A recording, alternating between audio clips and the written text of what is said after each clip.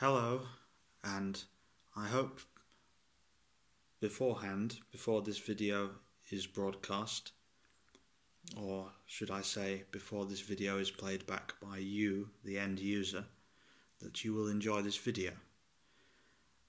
As you can see by the name of the account, it is indeed Pouches of the Earth, which is an unusual name, and it will be explained shortly after my bright and vibrant introduction. The introduction is as follows. I set up this account for the purpose of conveying a new concept, and this concept may have fantastical global implications. I say fantastical because it has a sort of fantasy theme, but at the same time the implications of it are still significant, and so there is always an element of seriousness to the proposal. But, as it is the new year, is it not also appropriate to say Happy New Year?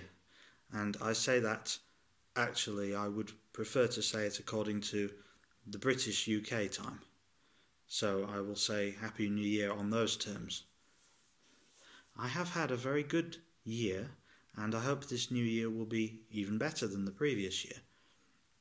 I would like to say that often when it comes to world affairs, we wish to travel the earth and we wish to find new sources of inspiration and discover new things of interest. But what we notice is that things tend to dry up in our minds. We may go to a place, but we may never accomplish the goal that we initially set out to accomplish when we visited that place. For example, we may wish to visit a certain location or landmark, or we may wish to say, I would like this out of this environment and culture, but we may never fulfill our goal because other things may be on our mind. Exactly. So, as we do not know what it is that we necessarily will extract from the culture, we can sometimes be aimless in our objectives. I approach this new year with the prospect that I can extract something culturally from the world itself, and I would do this with my unique proposition, which is Pouches of the Earth. Albeit I may be saying it in a rather serious tone, but it is not actually too serious. So, background knowledge can be a tricky thing to convey. Background information. So the background information is this. I was thinking about the impact of a single national culture and its impact on the worldwide culture, the global culture. And obviously I would have to choose one of my interests, as I've been interested in the Japanese culture for many years. That does not render me an expert in the subject, but what it does mean is that my enthusiasm is well placed. And the thought that an outsider could contribute something towards the understanding of a global culture is promising. And so, what I would like to talk about, first of all, is a concept that needs to be delivered to your understanding, because people may or may not know about this, but there is a thing in Japanese culture called the kami, which are the spiritual forces.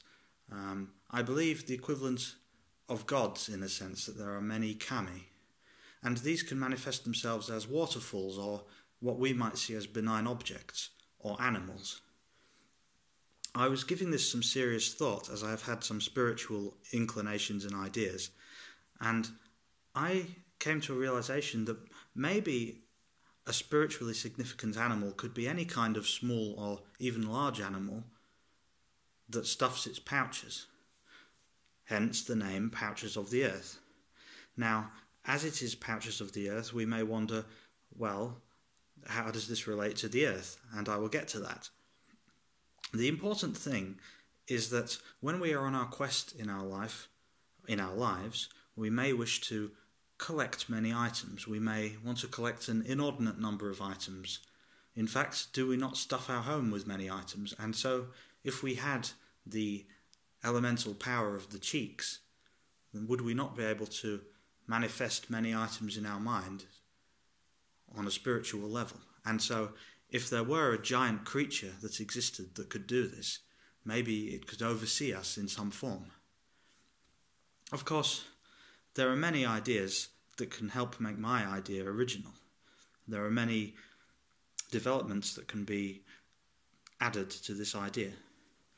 And what I wanted to do is, with my fascination of the map-making cultures of the Eastern cultures, the map-making traditions and histories of the Eastern cultures, I would like to bring back the early fascination that man or woman would have had with map-making. That is, that the world around us, the immediate world around us, feels like it is in harmony with the rest of the world around us, but in ancient times, or in earlier times, we would not have known what the whole earth had in store. And so sometimes we may say, actually, when we look at it, that the formation of the earth is deeply surprising to us. Maybe it should have been more fantastical.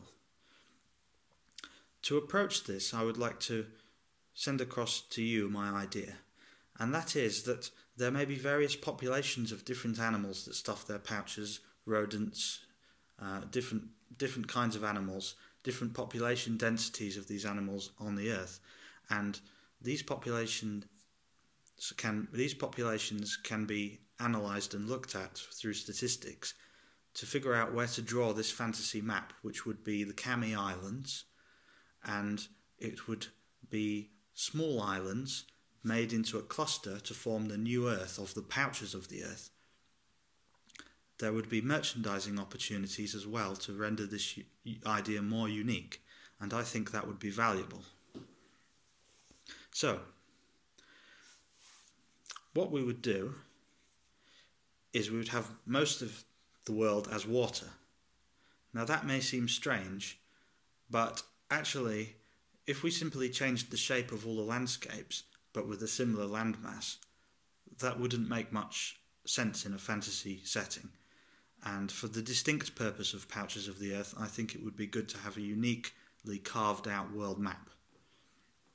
There could even be a St. Pouches Day for the greatly significant spiritual animal.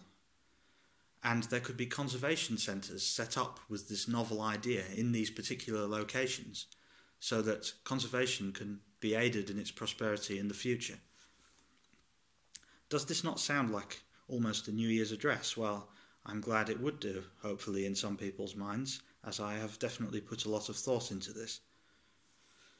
So, according to Japanese culture, they also have obi strips on CDs, and perhaps on books. Why not have obi pouches on books?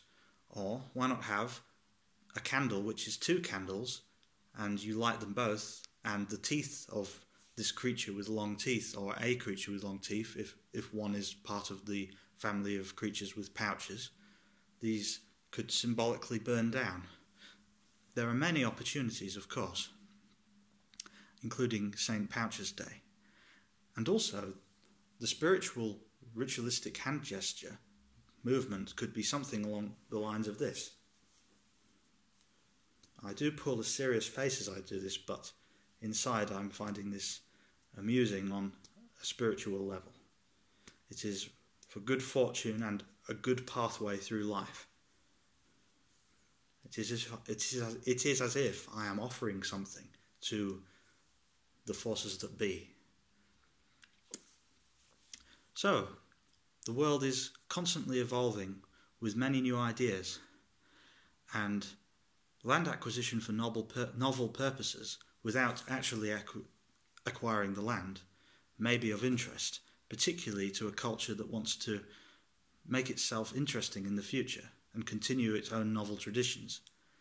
I see that the Japanese emperor will be abdicating into next year, and maybe there can be some significance to the heightened role of kami, particularly emphasised by animals. And from what I've been told, actually giant rodents did roam the earth around the time of the dinosaurs, from what I've heard. So this is deeply interesting, and the merchandising opportunities may be vast. So I hope you are satisfied with this video, and please do consider the proposal that I've come up with. Naturally, there may be many more novel and unusual propositions that I may add on top of this video, but this video does have a time limit, I believe, and it is important to press on with important matters. May I thank you on behalf of the newly formed Pouches of the Earth organisation, World Committee, and any other jargon you can insert into it. And please do have a happy and enlightened new year. Good day to you.